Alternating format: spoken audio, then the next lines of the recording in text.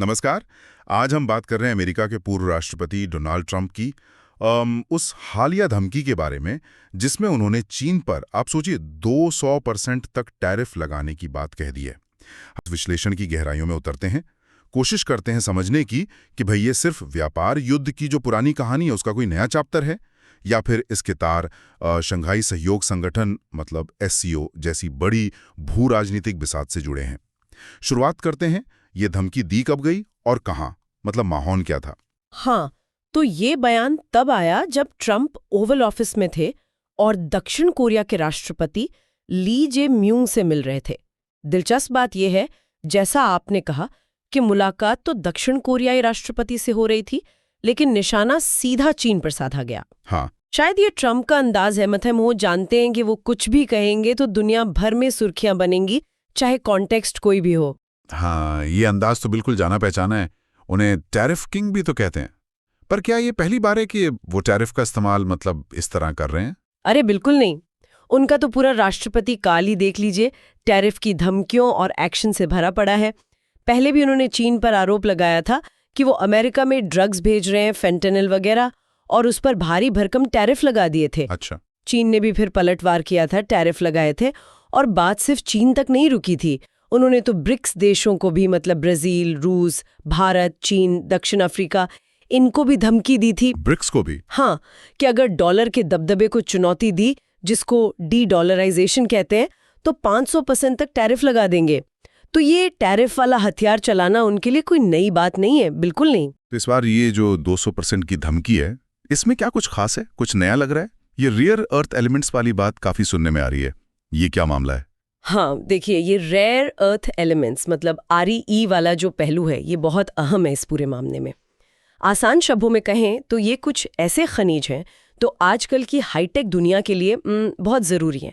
आपके स्मार्टफोन से लेकर फाइटर जेट तक सब में लगते हैं ये। अच्छा। और यहाँ पर चीन का दबदबा है, मतलब दुनिया का करीब 60% कच्चा माल और लगभग 90% जो तैयार RE होता है वो चीन के कंट्रोल में है। आप अंदाज़ा लगाइए, अमेरिका का जो सबसे आधुनिक फाइटर जेट है F-35, उसमें करीब 23 किलो RE लगता है। 23 किलो? हाँ, और एक बड़ा डिस्ट्रॉयर जहाज DDG-51, उसमें 2300 किलो, और वर्जीनिया क्लास की पनडुब्बी में तो 4100 किलो तक। बाप रे। तो इनके बिना अमेरिका का पूरा डिफेंस इंडस्ट्री एक तरह से ठप पड़ सकता है। अच्छा। तो क्या पहले भी चीन ने मतलब इस ताकत का इस्तेमाल किया है अमेरिका के खिलाफ? बिल्कुल किया है। पिछली बार जब ट्रंप ने चीन पर टैरिफ लगाए थे तो चीन ने क्या किया, उसने जवाबी कार्रवाई में अमेरिका को REE का एक्सपोर्ट ही रोक दिया। और उसका असर इतना जबरदस्त हुआ कि अमेरिका को अपने F-35 जैसे जरूरी रक्षा उपकरणों के प्रोडक्शन में दिक्कत आने लगी। नतीजा ये हुआ कि ट्रंप प्रशासन को झुकना पड़ा। जो 150% तक टैरिफ लगाए थे उन्हें घटाकर 30% पर लाना पड़ा। चीन ने बहुत स्मार्टली इस हथियार का इस्तेमाल किया था अपनी ताकत दिखाने के लिए। तो क्या अब ट्रंप पिछली हार का बदला लेना चाहते हैं या इस बार उनके पास कोई नया पत्ता है? वो दावा तो कर रहे हैं कि उनके पास जबरदस्त पत्ते हैं इस बार। हाँ, दावा तो वो यही कर रहे हैं कि इस बार तैयारी पूरी है। उन्होंने कहा है कि अमेरिका जो है वो चीन को बोइंग विमानों और उनके जो पार्ट्स होते हैं कलपुर्जे, उनका निर्यात रोक सकता है। बोइंग का निर्यात चीन को? हाँ, उनका तर्क ये है कि चीन में जो ज्यादातर बोइंग विमान उड़ते हैं उनके पार्ट्स अमेरिका से ही जाते हैं। अगर ये सप्लाई रोक दी तो चीन की एयरलाइंस ठप पड़ सकती हैं। ये तो बहुत बड़ा कदम होगा, मतलब आर्थिक असर बहुत ज्यादा होगा। बिल्कुल, और सिर्फ यही नहीं, ट्रंप एक तरह से आप कह सकते हैं चीन की ही रणनीति अपना रहे हैं। चीन की रणनीति कैसे? जैसे चीन में हवावे जैसी कंपनियां हैं जिन पर सरकार का कंट्रोल माना जाता है ना? वैसे ही अमेरिका भी अब अपनी प्राइवेट कंपनियों पर शिकंजा कस रहा है। हाल ही में खबर आई कि अमेरिकी सरकार ने दुनिया की सबसे बड़ी चिप बनाने वाली कंपनी इंटेल, उसमें 10% हिस्सेदारी खरीद ली है। क्या अमेरिकी सरकार इंटेल में हिस्सेदारी ले रही है? ये तो अमेरिका के फ्री मार्केट वाले सिद्धांत के बिल्कुल खिलाफ है। बिल्कुल, एकदम सही कहा आपने। और खबरें तो ये भी चल रही हैं कि लॉकहीड मार्टिन और बोइंग जैसी जो बड़ी डिफेंस कंपनियां हैं उनमें भी सरकार हिस्सेदारी ले सकती है। अच्छा। इसका सीधा मतलब ये होगा कि ये कंपनियां फिर आज़ादी से फैसले नहीं ले पाएंगी। अगर ट्रंप प्रशासन मान लीजिए किसी देश से नाराज है तो वो इन कंपनियों को कह सकता है कि भाई इनको चिप मत बेचो या इनको विमान मत दो। सरकार सीधे इन कंपनियों के जरिए बार्गेन करेगी। लेकिन क्या ये रणनीति काम करेगी? मैंने सुना कि इंटेल के शेयर तो इस खबर के बाद गिर गए। क्या इससे अमेरिकी कंपनियों की जो ग्लोबल इमेज है उस पर असर नहीं पड़ेगा? हाँ, बिल्कुल पड़ेगा, और इसकी आलोचना भी हो रही है। देखिए, इंटेल जैसी कंपनियों का बड़ा कारोबार अमेरिका के बाहर है। डर यही है कि दुनिया भर के जो खरीदार हैं वो ये सोचने लगेंगे कि भाई अमेरिकी सरकार इन कंपनियों के जरिए जासूसी करवा सकती है या डेटा ले सकती है, ठीक वैसा ही जैसा आरोप चीन पर लगता है। हाँ, सही बात है। अगर ऐसा हुआ तो फिर कौन खरीदेगा इनका सामान? ट्रंप ने तो यहाँ तक कह दिया है कि अगर दूसरे देशों ने अमेरिकी टेक कंपनियों पर डिजिटल टैक्स लगाया तो उन पर भी जवाबी कार्रवाई होगी। वो पूरी तरह से मतलब कंपनियों के पैरोकार बनकर खड़े हो गए हैं। इसमें एक अजीब सा कॉन्ट्रडिक्शन भी है। एक तरफ तो चीन को 200% टैरिफ की धमकी दे रहे हैं, और दूसरी तरफ मैंने कहीं पढ़ा कि ट्रंप ने 6 लाख चीनी छात्रों को वीजा देने की बात भी कही है। ये कैसे फिट होता है? बिल्कुल, ये एक बहुत पेचीदा पहलू है और इस पर अमेरिका में ही काफी सवाल उठ रहे हैं। चिंता ये है कि ये छात्र अमेरिका आएंगे, यहाँ की जो एडवांस्ड टेक्नोलॉजी है वो सीखेंगे और फिर वापस चीन जाकर वहाँ की कंपनियों को और मजबूत करेंगे, जैसा कि मतलब पहले भी होता रहा है। अच्छा। तर्क ये दिया जा रहा है कि ये छात्र भारतीय छात्रों की तरह नहीं है जो अक्सर पढ़ाई के बाद अमेरिका में ही बस जाते हैं। डर ये है कि ये छात्र एक तरह से टेक्नोलॉजी स्पाइंग कर सकते हैं। तो ट्रंप के इस कदम पर उनके अपने ही देश में काफी संदेह है। तो ये सब तो हुए व्यापार, तकनीक, घरेलू राजनीति के दांव-पेच। लेकिन क्या इन सब ऊपरी बातों के अलावा कोई और गहरा, कोई जियोपॉलिटिकल कारण भी हो सकता है? शुरू में हमने शंघाई सहयोग संगठन यानी SCO का जिक्र किया था। क्या उसका कोई रोल है इसमें? हाँ, अब हम शायद असल मुद्दे पर आ रहे हैं। कई जानकार मानते हैं कि इस धमकी का जो असली निशाना है वो कहीं और है, और उसका सीधा संबंध है चीन में होने वाली शंघाई सहयोग संगठन SCO की जो अगली बैठक है उससे। SCO बैठक से? जी, SCO जो कि एशिया में सुरक्षा और आर्थिक सहयोग पर फोकस करने वाला एक महत्वपूर्ण संगठन है, उसकी बैठक में रूस, भारत और चीन के नेता यानी जो RIC ब्लॉक कहलाता है वो मिलने वाले हैं। अच्छा, RIC ब्लॉक, रूस, इंडिया, चीन। तो अमेरिका को इस बैठक से क्या चिंता हो सकती है? चिंता ये है, और ये ट्रंप के पहले के बयानों से भी जाहिर होता है, कि कहीं ये देश, खासकर चीन, रूस और भारत, मिलकर अमेरिका के खिलाफ कोई गठजोड़ ना बना लें। कहीं कोई ऐसी रणनीति न तैयार हो जाए जो अमेरिकी हितों के मतलब इंटरेस्ट्स के खिलाफ हो। ठीक वैसा ही डर जैसा उन्हें पहले ब्रिक्स देशों से था कि वो कहीं डॉलर के वर्चस्व को चुनौती ना दे दें। ओके। इसलिए ये जो 200% टैरिफ की धमकी है, इसे SCO बैठक से ठीक पहले चीन पर दबाव बनाने की एक कोशिश के तौर पर देखा जा सकता है। एक तरह से चीन को ये संदेश दिया जा रहा है कि अगर उस बैठक में अमेरिका के खिलाफ कुछ करने की सोची तो उसके आर्थिक परिणाम भुगतने के लिए तैयार रहो। ट्रंप शायद चीन को मीटिंग से पहले ही थोड़ा अस्थिर करना चाहते हैं। और भारत का इसमें क्या स्टैंड है? मतलब आजकल भारत और अमेरिका के संबंधों में भी कुछ खिंचाव की खबरें आ रही हैं। हाँ, ये बात भी सही है।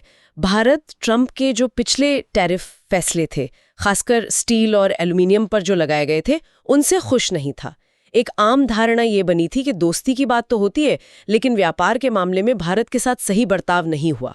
हाल ही में एक जर्मन अखबार ने रूसी मीडिया के हवाले से ये भी छापा, हालांकि इसकी कोई आधिकारिक पुष्टि नहीं है, कि पिछले कुछ हफ्तों में PM मोदी ने कथित तौर पर ट्रंप के 4 फोन कॉल का जवाब नहीं दिया। 4 कॉल्स का? हाँ, ये रिपोर्ट थी। अब इसमें कितनी सच्चाई है ये कहना मुश्किल है, पर ये रिश्तों में आई थोड़ी दूरी का संकेत तो जरूर देता है। और भारत अब आत्मनिर्भरता पर भी काफी जोर दे रहा है। बिल्कुल, प्रधानमंत्री का जो हालिया बयान है वो भी इसी तरफ इशारा करता है कि भारत अब बाहरी दबाव में मतलब नहीं आएगा, चाहे टैरिफ का डर ही क्यों न दिखाया जाए। भारत अब अपनी शर्तों पर आगे बढ़ना चाहता है।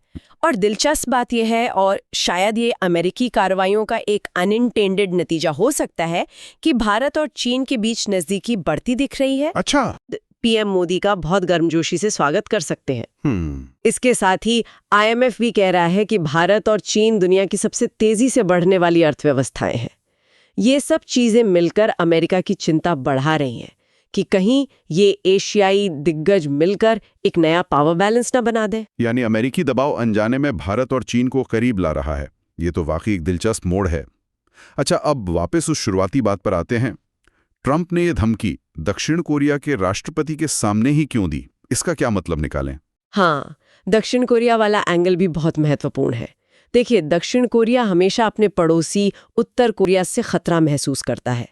उत्तर कोरिया के पास परमाणु हथियार है और उसे चीन और रूस का समर्थन भी हासिल है ना? जी बिल्कुल। अमेरिका ने दक्षिण कोरिया और जापान को भी उत्तर कोरिया से सुरक्षा की गारंटी दे रखी है। तो ट्रंप ने दक्षिण कोरियाई राष्ट्रपति के सामने एक तरह से ये दिखाने की कोशिश की कि देखो, मेरे पहले कार्यकाल में उत्तर कोरिया शांत था। हालांकि सच तो ये है कि उस दौरान भी उत्तर कोरिया ने मिसाइल परीक्षण और धमकियां जारी रखी थीं। हाँ, वो तो था। ट्रंप ने ये भी दावा कर दिया कि उनकी पुतिन और शी जिनपिंग से परमाणु निरस्त्रीकरण पर बात हो रही है, जो थोड़ा अविश्वसनीय सा लगता है। तो मुमकिन है कि ट्रंप ने दक्षिण कोरियाई राष्ट्रपति को इम्प्रेस करने, अपनी ताकत दिखाने और ये जताने के लिए कि देखो, अमेरिका तुम्हारी सुरक्षा के लिए कितना कमिटेड है, उनके सामने चीन पर निशाना साधा हो। ये एक तरह से दक्षिण कोरिया को रीअश्योर करने का तरीका भी हो सकता है कि हम चीन जैसी बड़ी ताकतों से भी निपट सकते हैं। और साथ ही ये एससीओ बैठक से पहले एशिया में अपनी दम बनाए रखने की कोशिश भी हो सकती है। तो कुल मिलाकर देखें तो ट्रंप की ये जो 200% टैरिफ वाली धमकी है, ये कोई सीधी साधी व्यापारिक चाल बिल्कुल नहीं लगती। इसके पीछे कई परतें हैं, कई मतलब हैं। सही कहा आपने। ये कई चीजों का एक बहुत जटिल मिश्रण है। इसमें पिछले व्यापार युद्धों का हिसाब बराबर करने की मंशा भी दिखती है। रेयर अर्थ एलिमेंट्स पर जो चीन का दबदबा है, उसको चुनौती देने की कोशिश भी है। हाँ। अमेरिकी कंपनियों पर सरकारी नियंत्रण बढ़ाकर चीन की नकल करने की एक नई और थोड़ी विवादास्पद रणनीति भी है। और शायद सबसे महत्वपूर्ण, जैसा हमने डिस्कस किया, ये आगामी एससीओ बैठक से पहले चीन और उसके सहयोगियों, खासकर रूस और भारत पर एक बड़ा जियोपॉलिटिकल दबाव बनाने का खेल हो सकता है। वाकई ये पूरा मामला दिखाता है कि कैसे आज की दुनिया में व्यापार, तकनीक, घरेलू राजनीति और अंतर्राष्ट्रीय संबंध, ये सब चीजें कितनी बुरी तरह एक दूसरे में उलझी हुई हैं। बिल्कुल। और यहीं से एक विचारणीय प्रश्न भरता है जिस पर शायद हमारे श्रोता भी सोच सकते हैं। एक ऐसी दुनिया में जहां भारत और चीन जैसी बड़ी शक्तियां, हो सकता है भारी दबावों के कारण ही सही, एक दूसरे के करीब आ रही हैं, वहां टैरिफ जैसी आर्थिक धमकियां कितनी कारगर साबित होंगी? क्या इस तरह के कदम देशों को एक दूसरे से दूर करने के बजाय अनजाने में उन्हें और करीब तो नहीं ला रहे? ये वैश्विक गठबंधनों और आर्थिक कूटनीति के भविष्य के बारे में क्या संकेत देता है? इस पर सोचना जरूरी है। दोस्तों, अगर आपको geopolitics, current affairs, secret agency, secret missions, history, science facts और ऐसी ही मजेदार और एंटरटेनिंग वीडियोस देखना पसंद है, तो आप बिल्कुल सही जगह आए हो। और अगर आपको ऐसी वीडियोस फ्यूचर में भी देखनी है, तो अभी के अभी चैनल को सब्सक्राइब कर लो, क्योंकि आगे और भी धांसू कंटेंट आने वाला है। एक बात और, ये मेरी चैनल की पहली वीडियो है, तो हो सकता है आपको ये वीडियो उतनी परफेक्ट ना लगी हो, लेकिन अगर आपको लगता है कि मुझे कहीं सुधार करना चाहिए, तो कमेंट बॉक्स में जरूर बताएं। मैं आपके फीडबैक से और बेहतर कंटेंट लाने की कोशिश करूंगा। और हाँ, अगर वीडियो थोड़ी सी भी पसंद आई हो, तो लाइक बटन जरूर दबाना। यही मेरा मोटिवेशन है। आप लोग सपोर्ट करते रहोगे तो मुझे यूट्यूब एल्गोरिदम की भी जरूरत नहीं पड़ेगी। मिलते हैं नेक्स्ट वीडियो में, तब तक के लिए जय हिंद दोस्तों।